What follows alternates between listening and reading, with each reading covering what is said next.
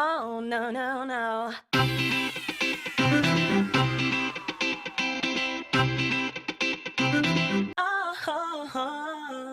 Hi, this is Monica from Social Mamas, and this is 5 Tips in 5 Minutes. Today we're going to be talking about travel. And I'm Laurel, and I'm from opti-mom. And today we also have Tiffany, and she is from travelfamily.ca. So our first tip today is to book with a TICO certified agent or agency. Can you tell us more about what TICO stands for and what they do?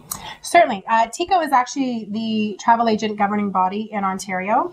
So what TICO does is it actually protects the consumers as well as the travel agencies in case of any consolidators or airlines going under. So for instance, years ago when Canada 3000 went under and everybody had all their flights booked and people were stranded, they didn't have any money, TICO was able to step in and reimburse all those consumers as well to help you out. And also too, because we are basically governed by the Ontario government, we're also followed very, very closely. So we do have certain rules with our advertising as well. We all have to be TICO certified, so we all have to write an exam. And it also makes sure that we keep up to date with all of our education and everything that's going on as well. How's the exam? It was a little hard. A little hard? But it was good. I got through. Who wants to take an exam as an adult? But it was good. But it does. It helps people open up their eyes and kind of realize, a lot of people just go ahead and they book on a website and they book their trip and they say, oh, that's a great deal. But is it really a great deal when they get there and they realize that the 2 main pools are closed and it's hurricane season? Yeah. That's great. So we're the ones that are able to kind of help you, as well. So we always want to make sure that you are booking with a TICO agent. Okay. Wonderful. Good tip. Tip number 2, pack snacks. Why pack snacks? Well, we say pack snacks on the plane because gone are the days that our parents would go on the plane. You get a full meal and bar service and everything as well. Wow. It's sort of the time of the no-frills airline. So a lot of people are happy with the discounts that they get, that they don't have to pay for food anymore on the airlines as well. So I would say, pack a basic sandwich for the kids at home. Most of the airports now are not charging like they used to for food. It seems to be pretty reasonable.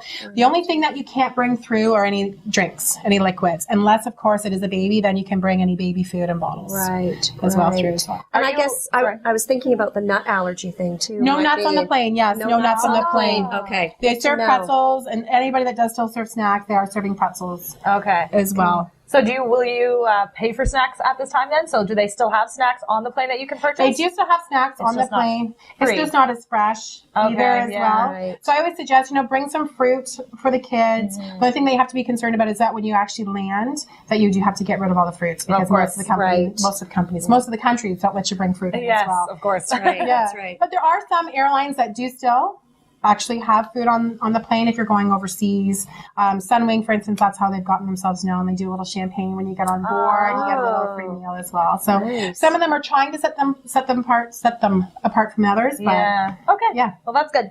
The next one is to bring a portable DVD player on the plane. So that's an important one, even though they do have movies. Some of the actual airplanes are taking out any TVs or DVD players on their plane. So I always recommend taking a DVD player. It will help keep your kids amused a little bit. It gives them their favorite shows that they can watch as well. And if they are still showing movies, they don't show them for kids. They show them for adults. And sometimes they have a lot of adult content that you may not want your children to watch. Whoops. So this way you can keep them amused as well. Yes, and it's kind of your parent discretion, so you know exactly what your kids are watching, and there's no surprises when watching. Exactly, but some of them do have the seat backs, but then you do lose the satellite when you go over the ocean. A lot of times, so it is still good to have. So depending on where you're flying at, for sure. Mix it up a little bit. Yeah. Tip number 4, have a signed notarized letter if you're traveling without your spouse. Now, this is something I learned from a friend of mine. I had no idea. Yes. Well, first of all, you could probably get out of Canada with the child without a notarized letter. But getting into the next country, so that's great. You've landed in Cuba or the Dominican, you can't get in with your child unless you actually have a signed letter from your spouse as well. It's just for custody. They want to make sure that nothing's happening, that you're taking the kids without the spouse's consent. And things like that have definitely happened before. For that we've all heard about. So it doesn't take much to get a letter notarized. Okay, and how much would something like that cost? I guess you just have to go to a lawyer and $10-15. Really, you can have different witnesses sign it.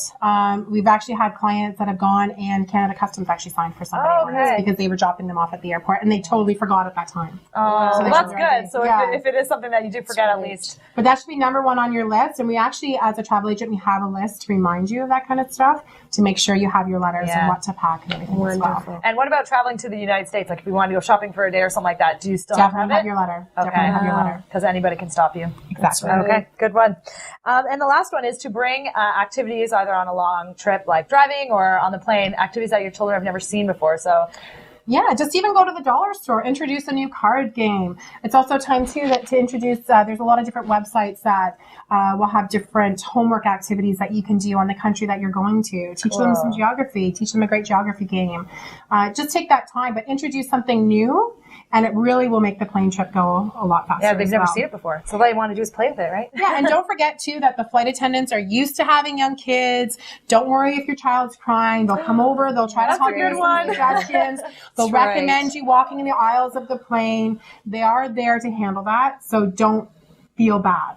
That's a wonderful tip. I wish I knew that before traveling with a 2-month-old. And as traveling with teens, I think we get into a whole different area. But one of the things that I've encouraged with my children is learning the new language and practicing it. So for something for children who are older, it's a really great thing. For sure. They're Learn some fascinated, Spanish right? if you go to Mexico, Exactly, exactly. One extra tip, though, if you do bring on any video games, make sure they have earphones. Yes.